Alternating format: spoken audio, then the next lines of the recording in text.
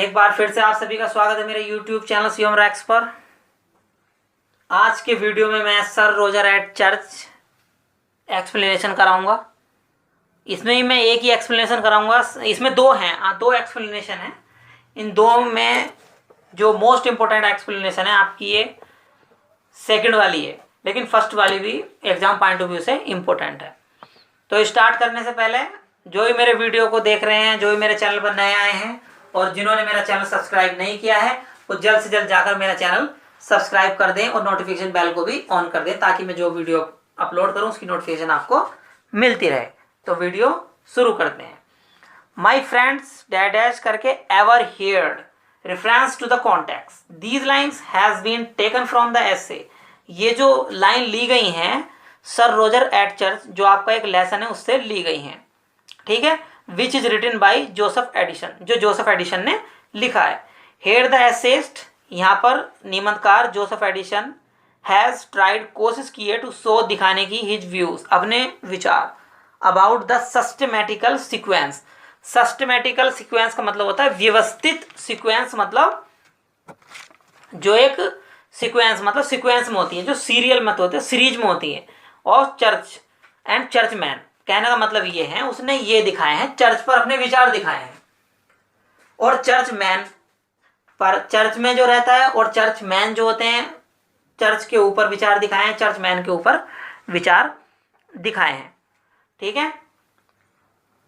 आगे ही also says that, वो कहता है कि everyone should go to church, प्रत्येक को चर्च में जाना चाहिए। फॉर प्यूरिफाई, प्यूरिफाई मतलब शुद्ध करने के लिए, हिज व्यूज, अपने विचार।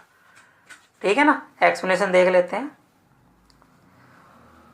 Explanation, the writer Joseph Addison says that, कहता है कि हिज फ्रेंड, उसका मित्र सर रोजर, जो जोसेफ एडिसन है ना, जोसेफ एडिसन का जो मित्र है सर रोजर, जो एक चर्चमैन है, इनवाइट्स करता है हिम, उसको, हिम किसको, जोसेफ एडिसन को, टू कम, आने के लिए, इनटू द चर्च, चर्च में।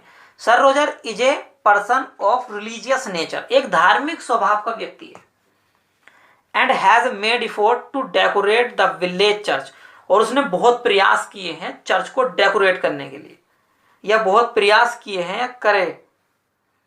ही has also made the effort to make his tenants regularly visitor to the church by providing each of them with a hassock and a book of prayers. तो दोबारा देख लें। He also made the effort, उसने ये भी प्रयास किया है, to make his tenant, tenant का मतलब होता है ठेकेदार, क्योंकि आपको पता है ये जो सर रोजर था ना, एक ये जमींदार था, तो जो भी इसके साथ रहता था उन सबको इसने प्रोत्साहन करा है कि यार तुम्हें चर्च में आना चाहिए, चर्च में आओ, अपने विचारों को शुद्ध करो। ठीक है। इसके लिए वो उन्हें तकिया देता था। हैसॉक मीन्स होता है तकिया, ठीक है ना, तकिया देता है around the village, giving hassock and book of prayer, और एक उन्हें प्रेयर भी देता है, प्रेयर की बुक देता है जिसमें वो प्रार्थना लिखी हुई होती है। ठीक है। He has kept a teacher, वो एक टीचर भी रखता है, who goes around the village, जो विलेज में जाता है, मतलब विलेज के चारों ओर जाता है, विलेज में घूमता है। गिविंग ए लेसन, एक लेसन देने के लिए। इन सिंगिंग द सैलम करेक्टली, मतलब सैलम का मतलब होता है स्टूडेंट, एक जो ओल्ड टेस्टामेंट से गीत होता है सैलम। जो सर रोजर है वो एक टीचर रखता है, उस टीचर को क्या कहता है कि तुम जो ना विलेज में जाके सैलम गाओ, मतलब धार्मिक गीत गाओ, और जो वहां की पब्लिक है उन्हें एक्साइट करो कि आप सभी चर्च में आओ और अपने विचारों को शुद्ध करो। ठीक है। ये विचार, हिज इफोर्ट्स, उसके प्रयास, हैव मेड हिज टेनेंट्स, उसके ठेकेदारों द्वारा किए जाते हैं। बेटर देन देयर काउंटर, जो उसका काउंटर भी करते हैं। काउंटर मतलब आपको क्या होता है, काउंटर मतलब एक दूसरे से वो होता है, काउंटर का मतलब होता है बच्चों विरोध करने वाले विचार। कुछ ऐसा होता है, मान लो वो अपने टीचर से कहता है, सर रोजर कहता है कि तुम जो है विलेज में जाके, मतलब जो वहाँ पे रहने वाले हैं उन्हें बताओ कि आपको चर्च में आना चाहिए। कुछ ऐसे भी आदमी उन्हें विरोध करते हैं, काउंटर होते हैं कि भाई हम तो नहीं जाते, ठीक है, हम नहीं जाएंगे चर्च में, आपको क्या मतलब, हम जाएं नहीं जाएं। तो ये कुछ विरोध भी करते हैं, कुछ विरोध नहीं भी करते हैं, कुछ कहने से चले जाते हैं, कुछ कहने से नहीं जाते हैं। ठीक है। आगे पेरिस, पेरिस में है इन अदर पेरिसेस, और दूसरे पेरिसेस जो होते हैं मतलब इलाकों में भी जाते हैं वे। ठीक है ना, दूसरे इलाकों में भी जाता है वो, अपने जो है वो मतलब अपने उपदेश देने, उपदेश होता है वैसे मतलब। इसका नोट देख लेते हैं। द राइटर हैज सोन, लेखक ने दिखाए हैं, हिज व्यूज ठीक कर लेना स्टूडेंट, 1 मिनट। VIEWS, ये WS student.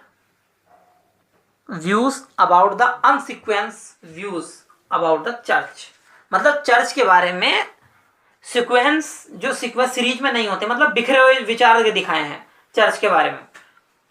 There is also a hint of over enthusiasm on the part of sir Roger. Sir Roger की जो एक्टिविटीज है, सर रोजर की जो स्टूडेंट एक्टिविटीज है, उस पर जो ना इंथुसियाज्म, थोड़ा हंसी के भी वे दिखाए हैं। क्या दिखाए हैं? विचार। मतलब सर रोजर के जो करेक्टर है, उसे जब वो अपने कार्य करता है तो उसमें हंसी भी आ रही है। सेकंड नंबर पे है द चैपलिन डैश करके मैरिड। एक्सप्लेनेशन देख लेते हैं स्टूडेंट इसकी।